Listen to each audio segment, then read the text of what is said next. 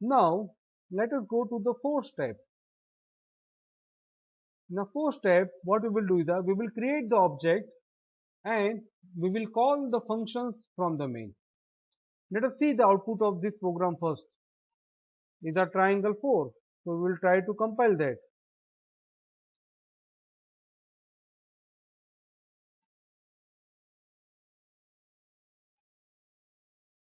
The triangle 4.java. We have compiled and we want to execute Java triangle. See, enter the main. So in the main message, then enter value of the base. Say for example 1. Enter value of the height. Say 1. For the second object is asking enter the value of the base is 2 and is 2. Fine. So for the two objects is asking one by one base, base and height. Let us see that exactly what we have done. The code of this class is very similar to the previous one until the main. This everything is same. For the simplicity, the two blank methods get circumferences, calculate circumferences and calculate area we have removed. Now in a main method, this was the original, that's a system.out.println in main. Then we have created the triangles object first, the object we have created. For creating the object, put the name of the class, then name of the object, then equal to and then new, and then name of the class with two braces. After this statement, the object first will be created. So for the first object, we want to call the getData function. For the first object, then we want to call the showData function.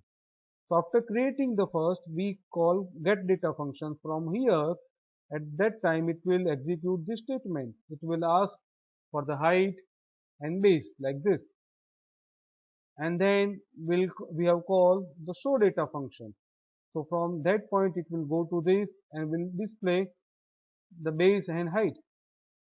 Again, then we have created a second object like this. The name of the object is a second. And then we will say the second dot get data. So from here it will go to this get data function, it will execute that, and for the second object it will ask for the value of base and height, and whatever we will enter, that base and height will be stored for the second object. And then we have called the second dot show data. So again for the second object it will go for the show data function and it will execute the base and height. So that's the basically working of this program. So again let us see exactly again the working of the program class triangle. It entered into the main. See, step by step we have entered into the main, and then it will create a first object.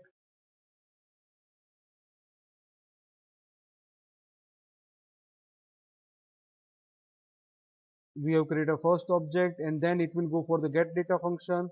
So that's why we are in a get data function right now. Here you can see, okay, and for the first object it's asking for the base, where we will enter the base as a 1, for the again height as a 1. So get data is being finished. Now we are in a show data function. The show data function shows the base is a 1 and height is 1. Now then again the second object has been created and we are at a get data function. So it's asking enter value of the base for the second object. We will enter as a something like 22 and then value of the height equal to 22 for the second object, and after pressing the enter it will go for the show data function. So see, here we are on a show data function. Now let us go for the program number 5. Here in this program, what we have done is we have coded the calculate area method. We have already seen the basically formula for calculating the area, the 1/2 into base into height. as we want to go for the floating point numbers, so we have to specify the f over here. Then we will print the system.out.println area is area. Rest of the thing is common, like what is the previously we have. Fine. Now let us go to the main method. Inside the main method, first we created a first object. Then we had said the get data function that we have called the first dot get data. The get data function for the first object we have called, it will go over here. Then we have called the calculate area function for the first object, so it will go for here. So what is the base and height value we have given? It will calculate the area, and the area will be stored over here, and that will be printed in a calculate area function. We have done the same thing for the triangle object second. Now let us check it. We will compile this Java C triangle py.java. Now we will execute Java triangle C, enter the value of the base.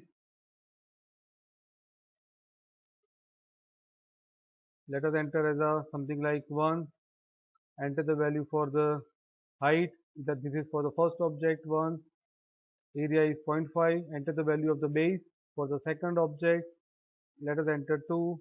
Enter the value of the height is 2. Area is 2. Fine. So this is basically the working of our triangle class with calculate area circumference. Now let us go for our assignment. Here we have an assignment, and you require to add the calculate circumferences method. This is my communication details. Thank you very much.